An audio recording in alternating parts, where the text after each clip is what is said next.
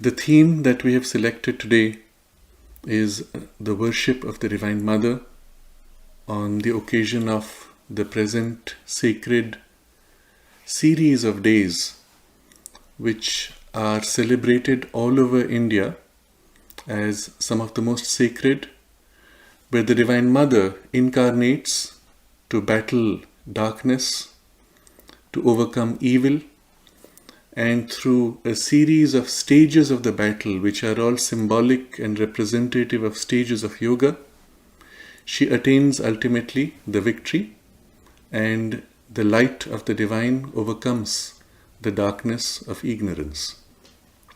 The Navaratri, as we know them as the 9 nights, which lead to the 10th day, which is of illumination. But what is not commonly appreciated is the importance of what this means to worship the Divine Mother. In most homes today, and especially with the very shallow exposure that modern education gives of our rich, ancient traditions and their deeper spiritual symbols, children grow up observing these days merely as celebrations of a festival. Or they go through the ritual of the celebrations and the prayers and the pujas, the worships, as one would to any other deity or divinity.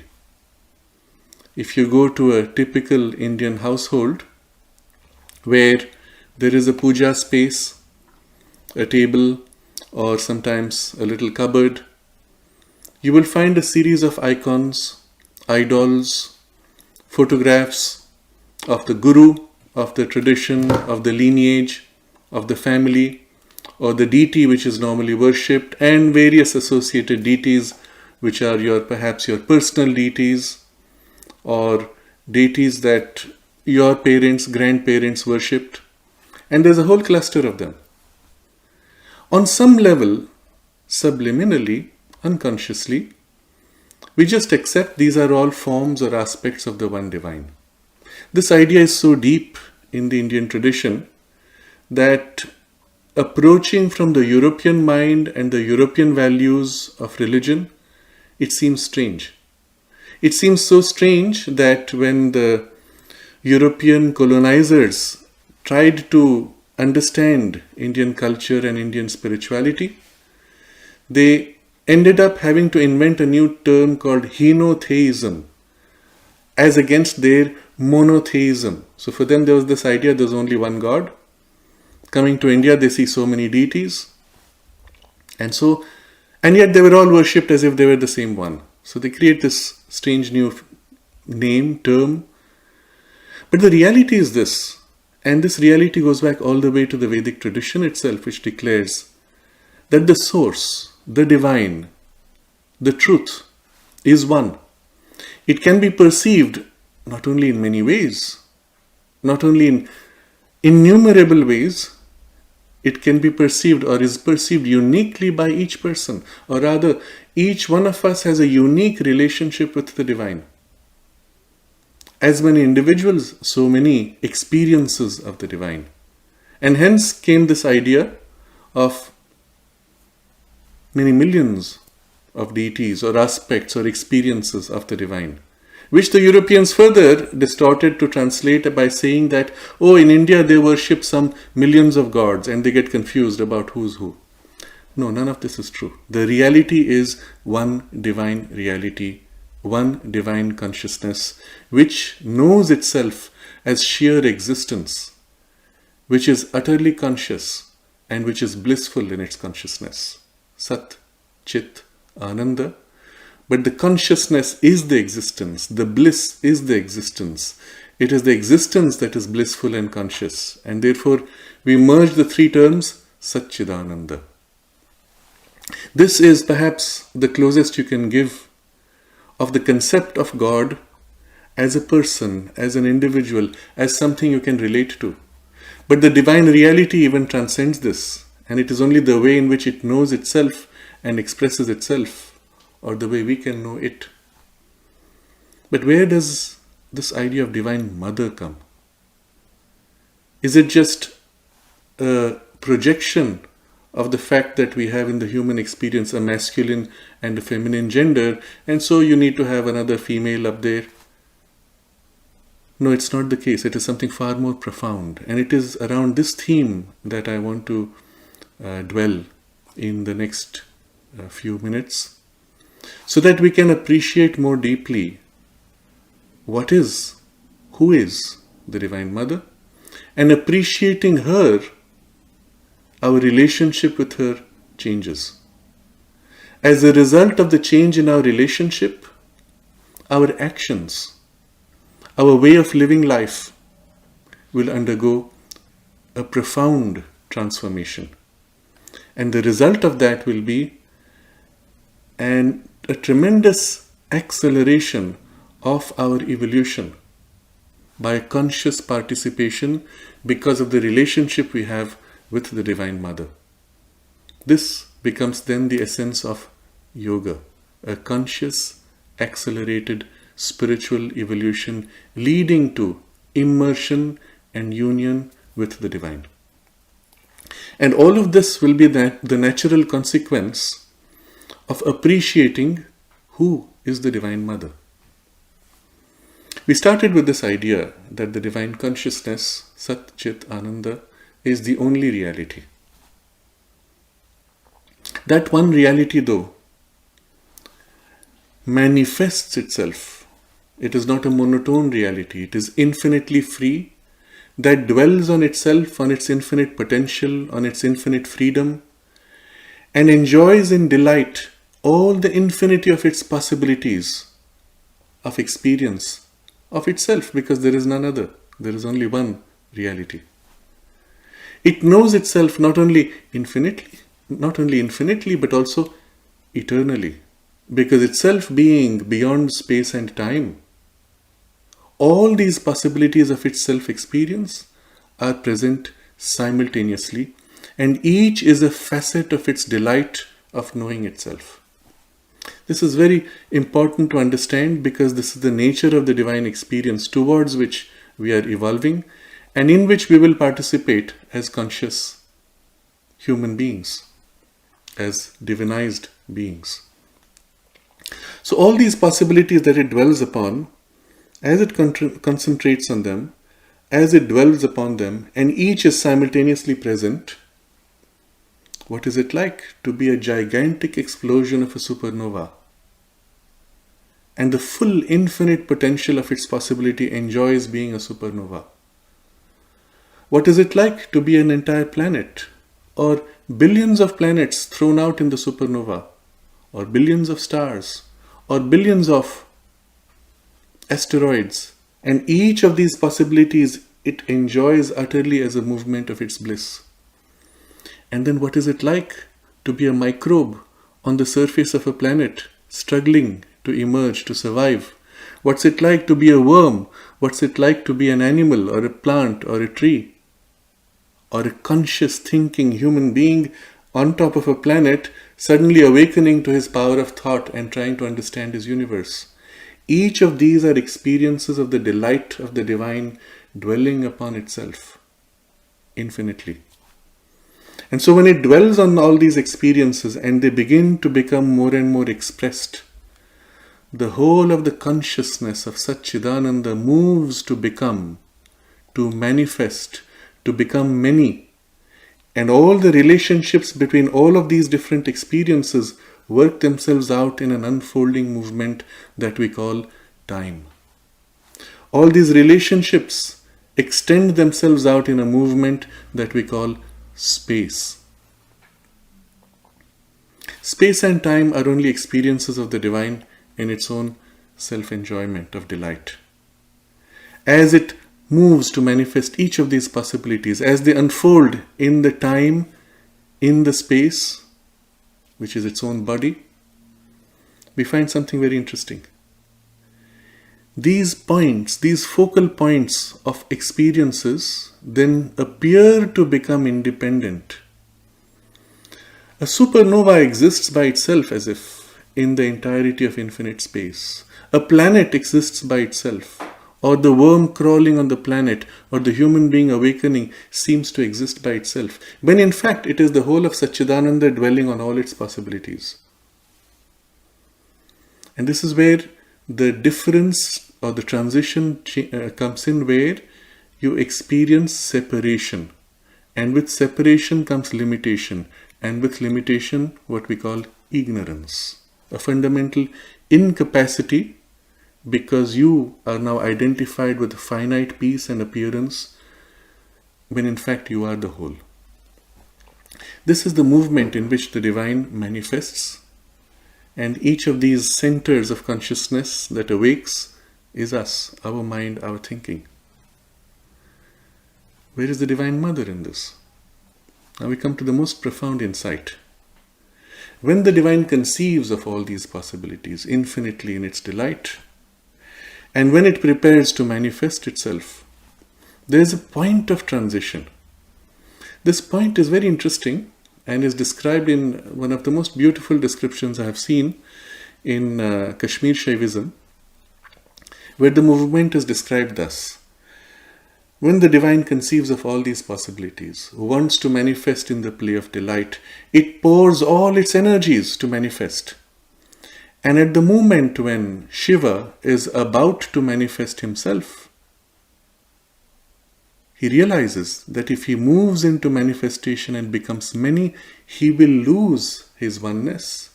He will lose his liberty. He will lose his transcendence. And so at the moment where he moves to manifest, he pauses, holding back his freedom.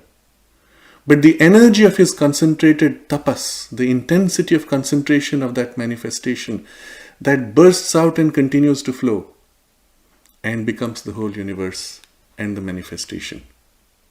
That creative energy, which is his own, which is him as energy, that movement bursting out is what becomes the universe, forms the universe.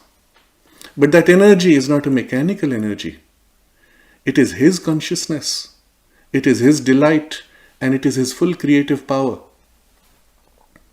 And as that energy forms the universe, it forms the universe out of itself and holds the universe in itself, in its full knowledge, in its full power, and in its full outpouring of self-giving. This movement of giving to become, giving birth out of itself, this movement is what makes us turn to this energy and say, she is our mother. She is the mother of the whole universe. There's more to this. We compare Shiva as the creative, conceiving consciousness, now with his Shakti, his energy, his power to manifest. And the Shakti we described as Divine Mother because she gives birth to the universe. But what is our relationship with her? Or rather, what is the relationship of everything in the universe to her? Every atom is an outpouring of her energy. But can she give a part of her energy to an atom and another part to another atom? She cannot, because she is one indivisible consciousness, which is energy, which is delight of the Divine. But she is indivisible, and therefore all of her energy goes to manifest a single atom. All of her energy goes to manifest another single atom. All of her energy goes to manifest a single shell of the sea. Sri Aurobindo observes that the divine creative energy, the Divine Mother, pours herself entirely to form a single shell, and the same energy pours entirely to form an entire galaxy. There is no difference in her relationship with everything. And therefore, as the Divine Mother, this entire movement of self-giving is the entire movement that we call love. Her love is entire and complete to each form, each thing, each object, each being.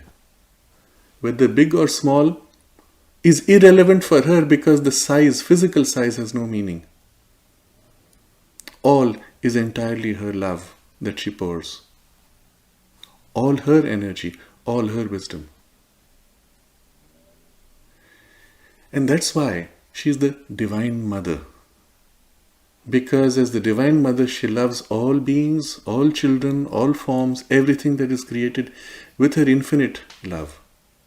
Not only she gives herself infinitely, she holds all in her embrace, which is also infinite, because she contains not only the universe as we see it, but all the levels of all the worlds. Not only all the worlds as they exist right now, but all the worlds as they have existed in the past and as they will be in the future, and all the possibilities which they could have been or which they might be, which are not yet fully manifested. All these are held in her creative energy, in her embrace of love. This is the Divine Mother. And why is this recognition so important?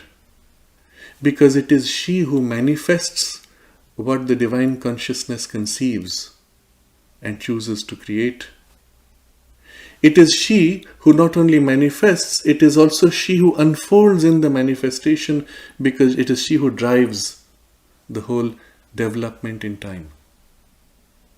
And it is she, therefore, who leads us back to the divine realization and the divine transformation.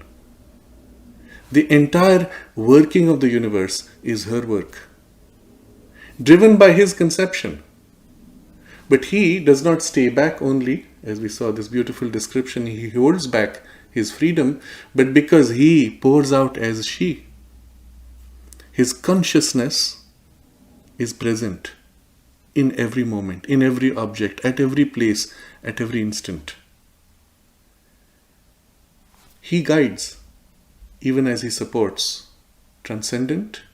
He guides and supports immanent. He lives at the heart, at the core of each center. At the core of the atom is the spark of the divine consciousness, around which she forms the whole experience of the atom. As the different stages of evolution unfold, it is she who forms, changes the forms, and nurtures this spark of consciousness to help it to grow more and more mature, rich in experience, and independent in its capacity to action. This evolving spark of consciousness we call the soul. Or Sri Aurobindo uses the word psychic being to distinguish from the more conventional use of the word soul, which is quite confused. And this in us grows to become the individual soul which holds the layers of our subtle bodies and the gross physical body. The koshas, as we call them in yoga, the layers through which the soul acts in the universe on the different planes of matter, life, mind, and beyond. This spark which she is nurturing, she suckles as a mother. In the Veda, the description is of two mothers, the bright mother and the dark mother, each of which suckles the divine child who is still growing into awakening, us, our psychic being. At first, we are this very tiny, almost helpless, like a baby, spark of consciousness that through the series of experiences grows to become more and more individualized, more and more mature, awake, conscious, and developing its powers and skills of action through the mind, through the life force, through the body. And when this soul has sufficiently come into maturity, and it is she who suckles, who feeds, nourishes through life experiences, bright and dark, the happy and the painful. She nourishes to the point where we grow sufficiently awake that we say, I am a conscious being. As a conscious thinking being, we look around and try to understand our universe. At first, the understanding is superficial with our intelligence, but as the deeper perception grows, we realize, all this is a creation and formation of the divine creative energy of the Divine Mother. At that point, we have a choice. We awaken to her, And we can choose to say, Divine Mother, help me to grow. Where earlier she had to nudge you and prod you by the dark and the light suckling, the happy and the painful experiences, nudging you, goading you unconsciously.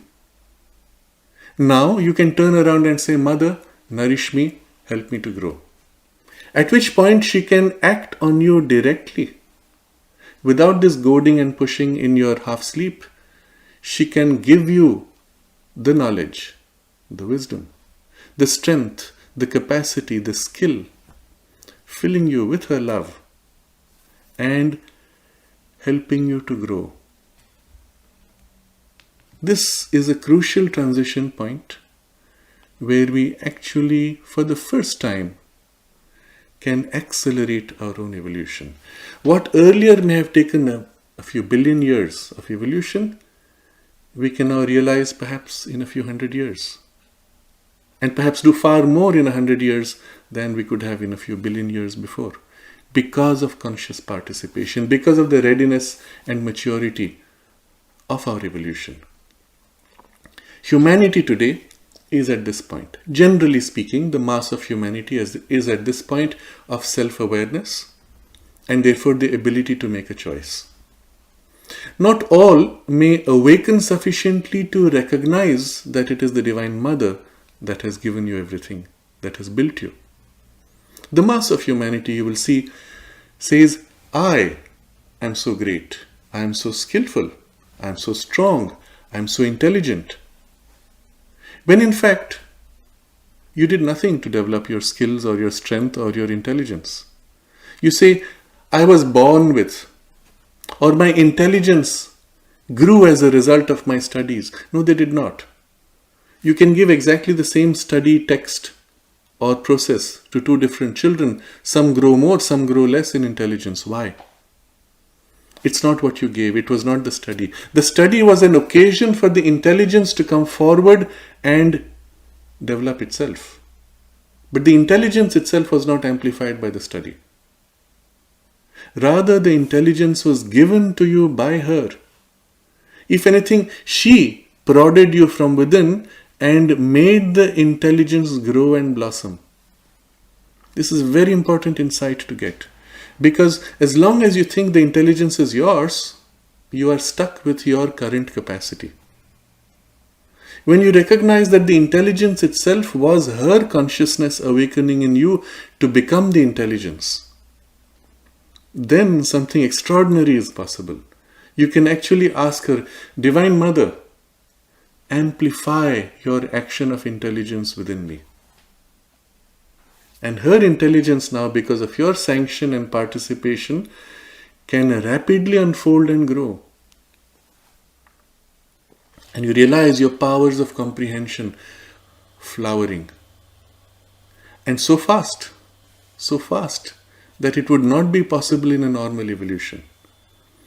I've often made this statement, and I stand by it, that by taking up certain processes of yoga, your intelligence quotient, your IQ can be easily pushed up by 20 points at least, and within a very short time, depending on your age and your capacity, even within a few weeks.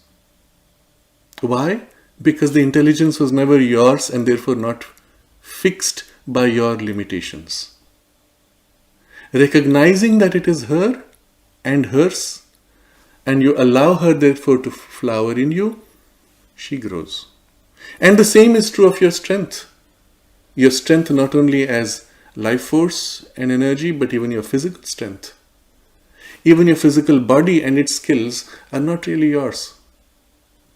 Think about it. When you have a cut in your body, do you sit down and start healing your body and joining the cells? You're not even conscious of what is happening inside. Who does it? It is her intelligence that recognizes that across these two pieces of tissue which are separated, there are cells which need to be joined in a particular alignment so that the muscle tissue here and the muscle tissue there may join together. There is no GPS inside the cells to tell you that you have to grow in this direction and not another direction so that the two can be aligned.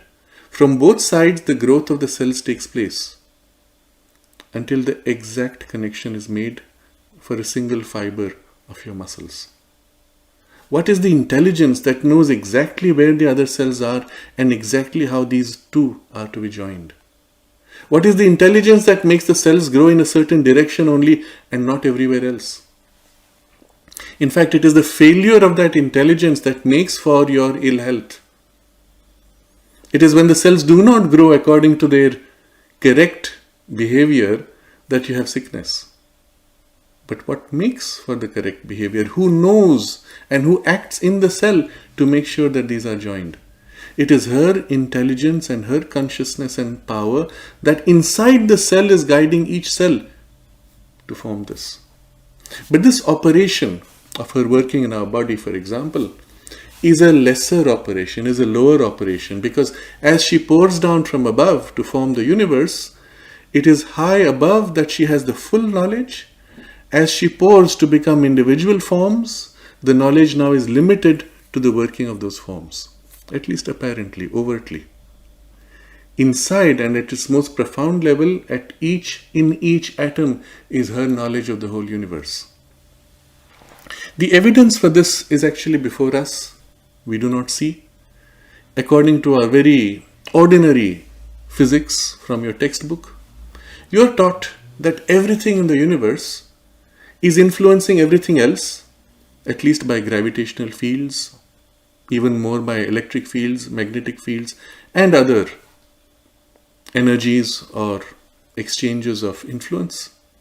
And so according to your physics, if you move your hand or if you move a single finger a few centimeters, everything in this room is affected by the gravitational field of this finger. However minutely, every atom of every object in this room is now pulled differently in a different direction and slightly displaces itself when your finger moves.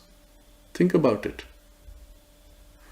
Even more interesting, not only every atom in every object of your room, every atom of every star in the whole universe moves slightly to immediately adjust to the right balance of your one finger's movement. Think about it.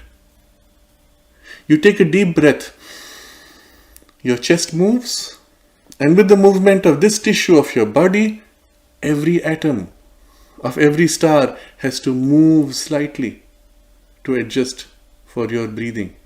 In other words, and very rationally, with your current textbook physics, the entire universe has to move with your breathing. With each heartbeat, which goes boom, boom, the whole universe goes boom, boom. Just to keep the balance of gravitational forces and electromagnetic forces and other forces. And you could ask yourself a simple question. What in the whole universe knows the exact movement of your heartbeat, but has the power to move an entire star to match the rhythm of your heartbeat's pulsation? Not only that, not only with your heartbeat, with every single heartbeat, with every single movement of every single creature, of every single atom in the whole universe, all other atoms have to instantaneously move and adjust to stay in balance. What wisdom and power knows the position of every single atom and acts within every single atom while knowing all other atoms to hold them all together? This is the Divine Mother's omniscience, the totality of her knowledge identified with all things. It is also her omnipotence, the infinite power that is released to form this universe, but acting fully inside each atom within the limitation of the movement needed. But full power is present everywhere.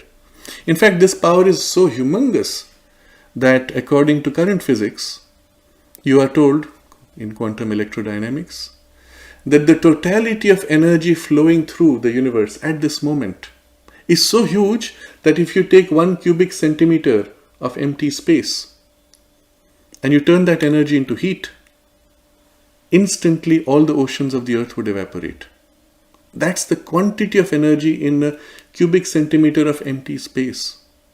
There is no such thing as empty space. There is only ocean of her humongous energy. In fact, this energy, there's a problem in physics. This energy is so great, it is actually infinite.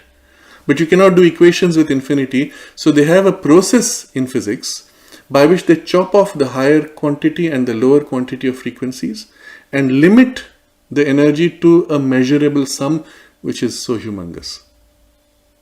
But the reality is, she is infinitely energetic everywhere in the universe. Not only this omniscience, not only this omnipotence, everywhere she pours herself, gives herself in love. And this is her third aspect. Knowledge, power, love. The whole universe is the birth, the form of her love and her delight that she manifests through knowledge, power, and love. We are a product of her action. And therefore, in us, she has created as if the vehicles to manifest precisely these things. Our mind, which we claim to be ours, is only formed of her intelligence, but is in process of awakening. The slow evolution has brought it to a point where we are able to know, but still in a very limited way. But if you allow this evolution to complete itself, our mind will grow to become an instrument of her wisdom. Her omniscience is intended to be manifested through our individual minds. And the same way our life energy, the life body, the prana, sharira or kosha, is the vehicle for action of her power. But at the moment still half formed and therefore operating with limited capacity, but intended to become a vehicle for her omnipotence. Our physical body is intended to become a vehicle. What is the truth of form? You see, in mind, truth of knowledge. In life energies, truth of power. And in form, in matter, beauty and harmony, perfection. Our bodies are meant to become vehicles for her beauty and her perfection. And remains one more thing, her love. How will that be manifested? What is the vehicle through which it can be expressed? That is the soul, the psychic being, the true person that we are, which is evolving, which is a part of her consciousness, a part of her love. It becomes the vehicle for her love. And you can imagine now, let's say, fast forwarding sufficient time, where enough individuals on earth awaken to this omniscience, omnipotence, perfection of beauty, and the expression of a divine love. What would be the natural relation of these beings with not only the whole universe, but among themselves? Such is the direction of human evolution intended. The possibility can be foreseen, but we find we are still far from it. It need not take a few billion years, because now this will not be done by an unconscious process. It will be done by conscious participation as conscious beings. And so comes now the change, recognizing who is the Divine Mother, recognizing who we are in relation to her. There is a change in our values and relationships to our life, as well as to our practices. Our life changes because now we realize everything here on earth, everything in our human experience is intended to nourish this development. So when you train your mind, when you study, when you observe, when you try to understand, the basic instinct of your mind is to know more and more, and it will not stop until it knows everything, or rather tries. But it cannot know everything, because your mind is currently a vehicle of finite capacity. Why? Because in order to know something, it has to cut that thing into pieces. Understand each piece, analyze, and having understood, rejoin all the pieces to synthesize, and then we say, now I understand. Except because the operation of cutting and joining is done with finite pieces, the mind can never directly know the comprehension of omniscience. The totality of infinite knowledge can never be held, because it's as if you go to an ocean with a few cups and try to measure out the water, compare, pour back. Measure out, compare, pour back. You will never know ocean. The only way you can know ocean is when you step into the ocean. Allow the water to surround you and to fill you. But still, your measuring capacity is your finite sensory apparatus. So you can know ocean or what it feels like, but in your limited capacity. And then one more step is required. You enter ocean, and then your capacity to embrace ocean has to widen. And widen and widen until it embraces infinitely the ocean itself, or becomes one with the ocean, loses itself in identity with ocean. That's when you will say, I know what it is like to be ocean because I am ocean. Your mind has to go through a similar process. But the current capacity being finite, it has to open to its own source. There is a higher grade of consciousness through which she formed your mind, of which your mind is a limited operation. So to open to that higher grade is the movement of the yoga, and the mind not only opening, giving itself, losing its sense of separateness, now experiences infinity.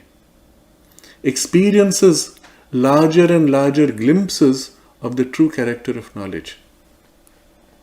This first opening we call intuition, because now you can have knowledge by identity. Whatever you seek to know, your mind opens and touches, and in identity knows, because it is, and knows truly. Unlike your intellectual mind, I know that, but I can never be sure if I know that, because what I know is a representation of that. I look at elephant and I say, maybe the elephant feels like this or thinks like this. I will never know actually. Or I will not even know if the elephant is real. It might be a holographic projection. The only way to know is to experience identity with elephant. Then you will say, this is what I am. That operation now opens to us. We call it intuition, but it is not yet infinite. And beyond the intuition, there is a further step that opens to its own infinity. And then you experience. You know the way she knows. You participate in her all knowledge. And this mind is intended to open and grow thus. A similar process would take place with your life energies and even with your body consciousness. Your soul similarly will then merge, not only knowing her and knowing yourself as a child of her. You will know your consciousness to be the same in identity as the divine consciousness. She is as if nurturing us to grow in the image of her Lord, whose incarnation, so to say, conscious incarnation we become as we awaken to our identity with the divine. Seen in this way, the whole journey of evolution, which was a struggle for her, of her effort in us so far, Sri Aurobindo calls the unconscious yoga of nature. From this point where we participate and we ask her help and open ourselves to her action, becomes now the conscious process of the yoga. No more of nature, but of our participation in a higher direct action of the divine Shakti. She therefore not only manifests but leads us back to our source. Not outside the universe as an emergence outside, but a realization of that consciousness in the universe as a conscious participant. And it is this conscious participation that is conceived of in the form of the divine Leela, the divine play of bliss of the Lord, played out through so many individual forms, through these relationships of awakened divine beings that we intend, or that we are intended to awaken to. Such is the future towards which this evolution is leading. But the process is recognizing that although we are limited in capacity, she is unlimited in her capacity and wisdom. By opening to her action, she can do in us far more rapidly than we could with our capacity. This idea of self-giving, self-surrender to the Divine Mother, to the Divine Shakti, is the whole principle and the essence of the practice of Tantra. It is the great secret that was revealed in the Veda, which in a later phase was almost lost and recovered in the practice of Tantra, the recognition that all this is her creation, and therefore our surrender to her allows her to fulfill our evolution. How do we do this? The linking point, the most close, the most intimate, the most personal relationship we have with her is of the love. The love that she pours in us awakens the love that we feel for her. And it is the love that we feel which gives us the deep satisfaction. Think about it. It's not the love that you may receive from another which makes you happy. It is the love you feel for others that make you happy. Isn't it? If somebody comes and says, "Oh, I want to express my love for you," you say thank you, and that's all, that's enough. But when you feel your love pouring out, then everything is so beautiful, so wonderful. Because the love that's pouring out is her love that she has planted, that she pours out through you. You participate in her movement of love, which then turns back, leads you back to her.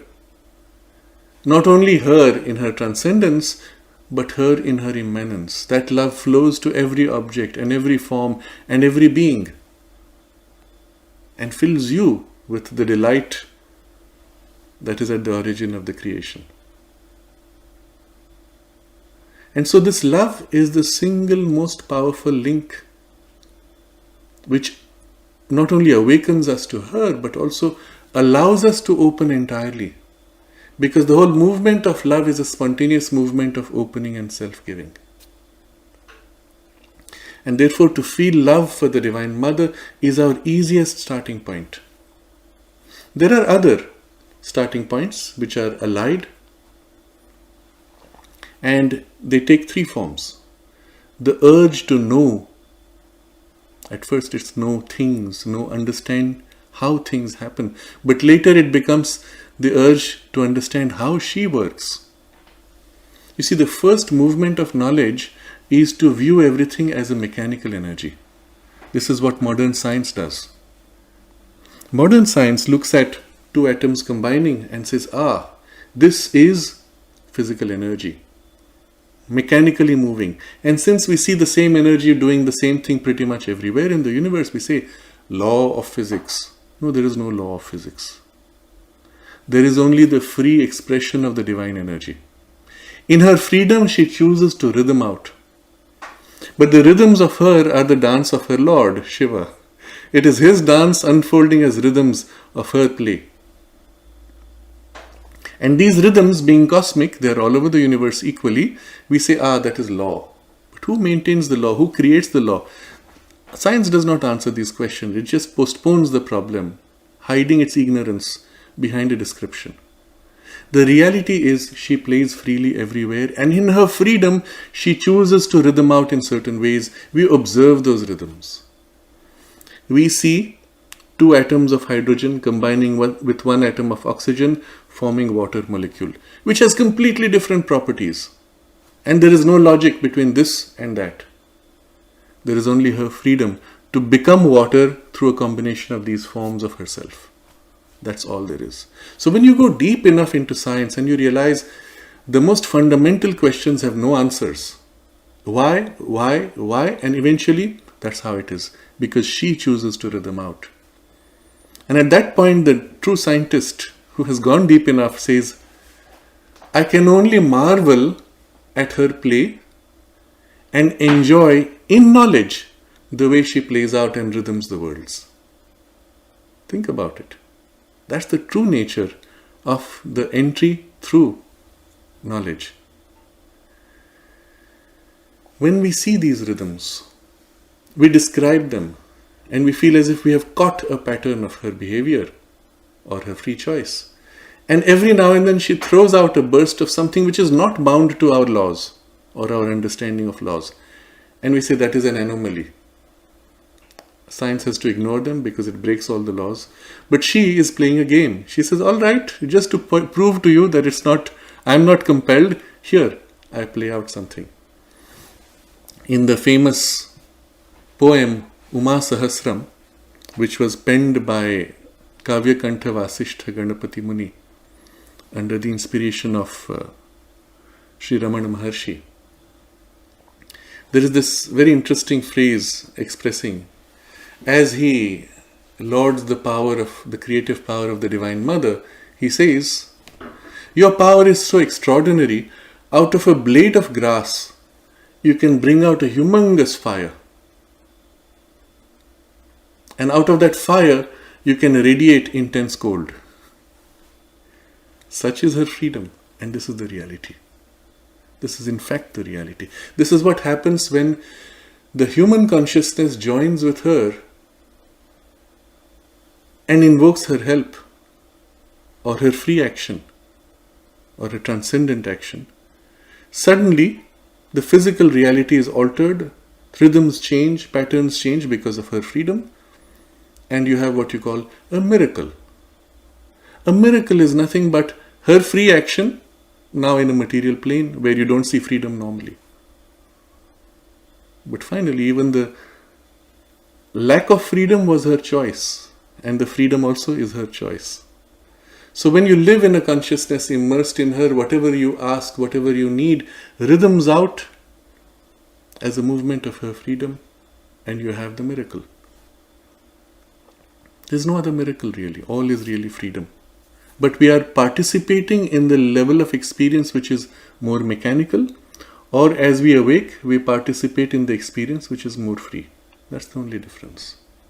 So this is one approach. Through the mind, through the knowledge, you open to her. There's another approach through the heart, and I don't mean the soul, but the heart's desire. And that desire pushes you to want, to claim, to grow. And the desire will not stop until it embraces the whole universe. And you understand the truth of desire is to possess all. And you cannot possess all physically, obviously, so you have to possess all in consciousness. And how do you possess all in consciousness?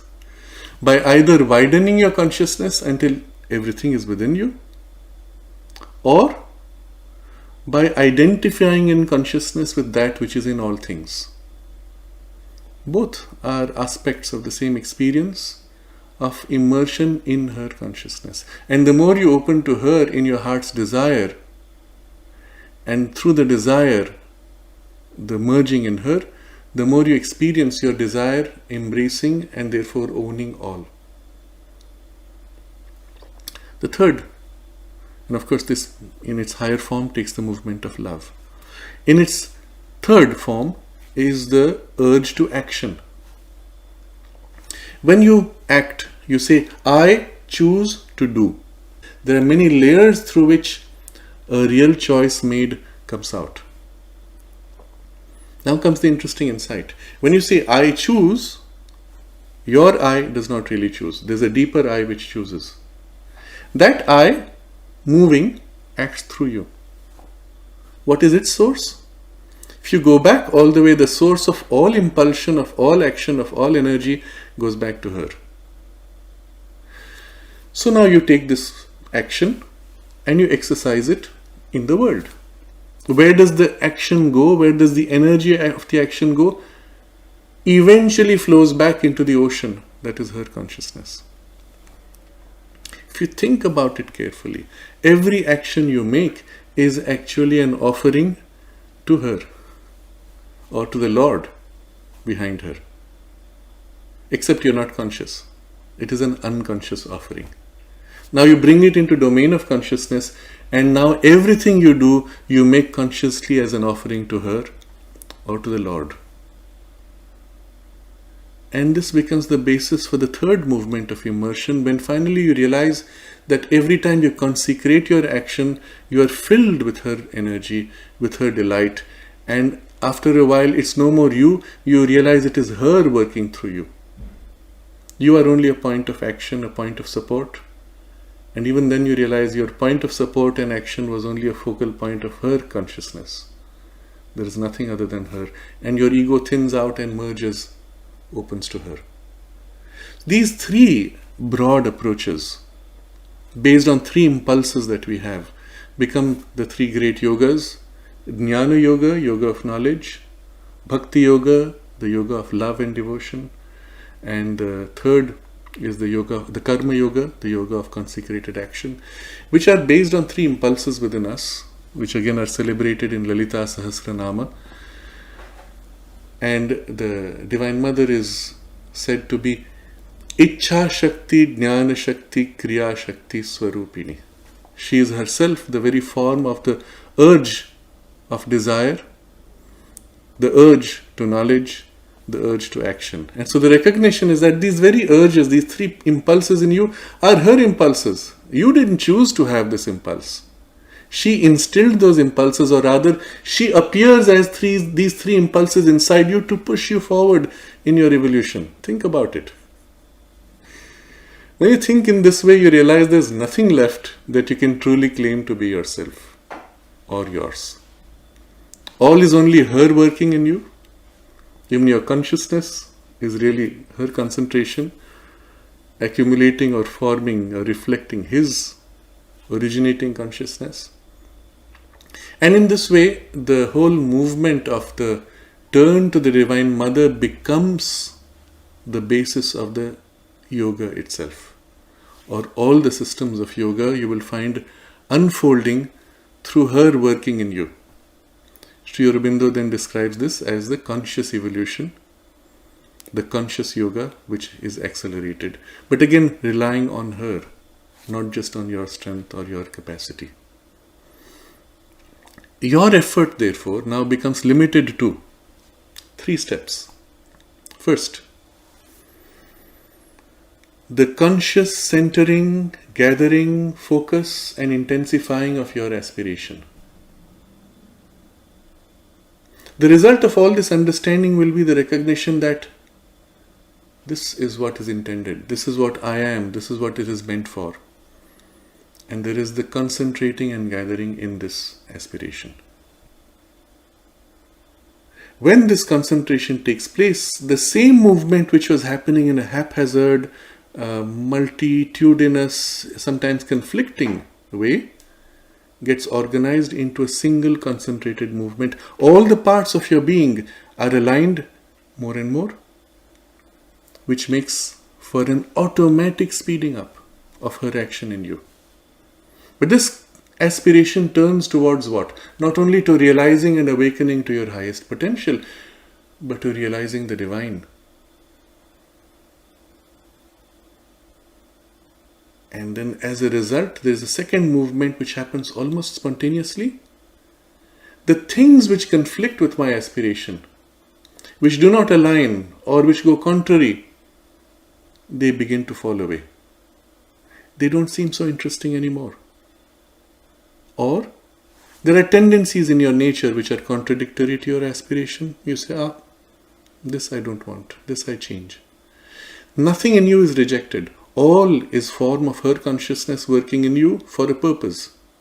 So all is turned to the divine. Only the tendencies which are wayward or distracting are reduced and aligned. Aspiration followed by the rejection leads to the third movement. If your aspiration is to realize the divine and awaken to the divine consciousness and the Satchidananda and to live in its bliss, well, you give yourself to her who is the power of the bliss working in you, who lifts you and shapes you. So comes the third step, the surrender. And the more complete the surrender, the more rapid the transformation and the more complete her action. There's a very interesting letter of Sri Aurobindo, where a disciple asks Sri Aurobindo, I have heard that if I surrender myself completely to the Divine Mother, she will transform me instantly. Is it true? Now you can imagine what the response might be. You would say, yes, but... He says, no. Sri Aurobindo says, yes, simply. Yes, if you surrender yourself completely, she will transform you in an instant. Now comes the problem, he says. You have to surrender yourself completely. The problem is, you are not conscious of yourself and therefore are unable to surrender completely. You can only surrender the part where you are conscious. And that's why it takes a little time. But when you surrender the part that is conscious, like a flower opening, giving itself to the sunlight seeps in, the divine Shakti pours in, fills, and seeps into the layers which are not so conscious to you now, and awakens consciousness in them. And very rapidly you realize your boundary of consciousness has widened.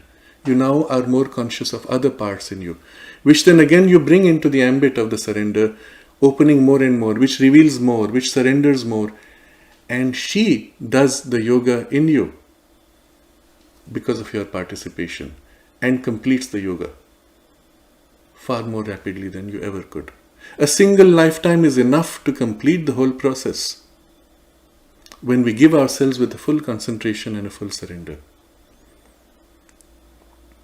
Therefore, the worship of the Divine Mother is the shortest, smoothest, and the most joyous path to our complete realization, transformation, and fulfillment.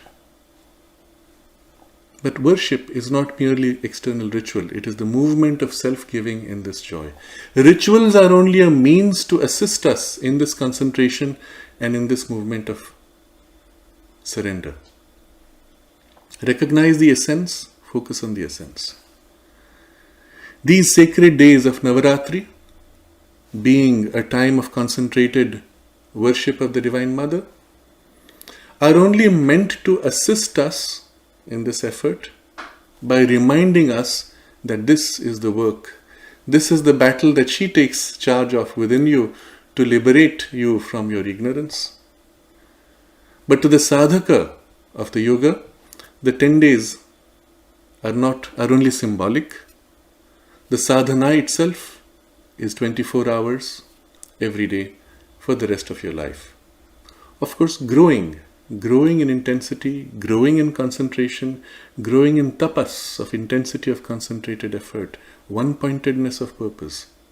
And it grows. You start with what you are, where you are.